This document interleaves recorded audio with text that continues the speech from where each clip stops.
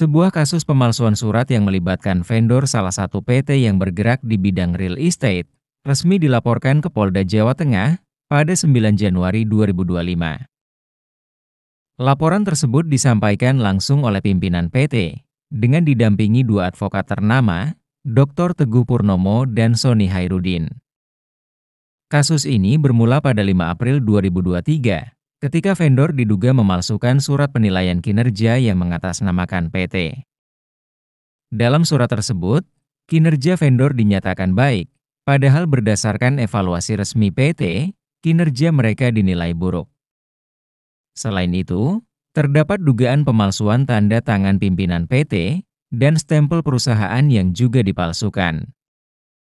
Pemalsuan ini tidak hanya merusak reputasi PT, tetapi juga menyebabkan kerugian material senilai 500 juta rupiah.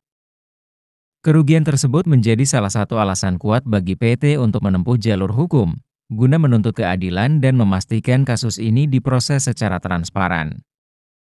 Setelah laporan diterima, Polda Jawa Tengah segera menggelar perkara pada hari yang sama. Berdasarkan hasil gelar perkara, kasus ini dinyatakan layak untuk dilanjutkan ke tahap penyelidikan. Jadwal penyelidikan lebih lanjut akan diberitahukan oleh pihak kepolisian dalam waktu dekat.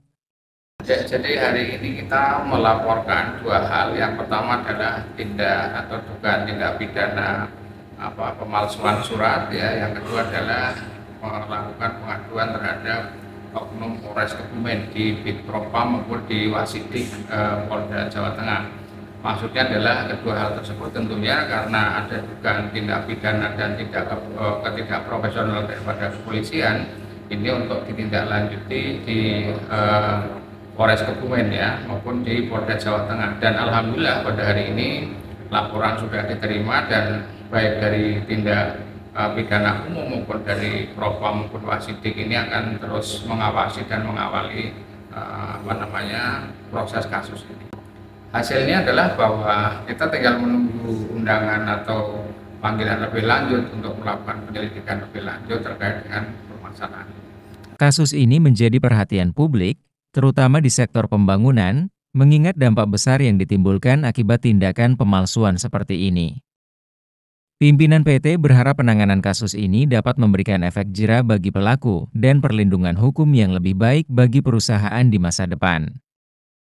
Bayu melaporkan untuk GPT TV.